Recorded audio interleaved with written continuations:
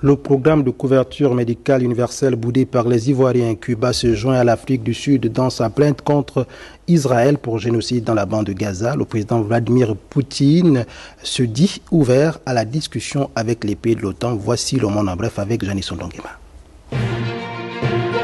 La couverture maladie universelle fait polémique en Côte d'Ivoire, où depuis 5 ans, les Ivoiriens ont accès à cette couverture. Mais des défis persistent quant à la pleine utilisation de cette offre, nourrissant critiques et espoirs.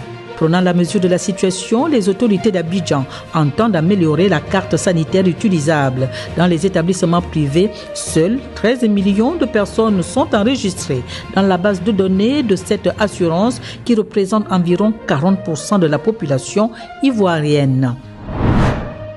Cuba a décidé de participer comme État tiers à la plainte de l'Afrique du Sud contre Israël devant la Cour internationale de justice. Annonce faite par le ministre cubain des Affaires étrangères Bruno Rodriguez ce vendredi 22 juin.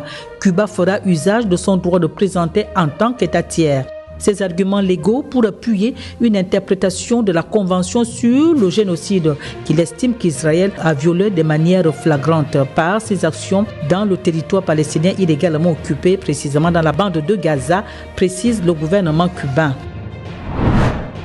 Une désescalade militaire ukraino-russe, certains indicateurs portent à le croire. Le sommet suisse sur la paix, tenu le 16 juin 2024, annonce dans son communiqué final la décision d'associer la Russie aux discussions pour arriver à une paix durable et juste.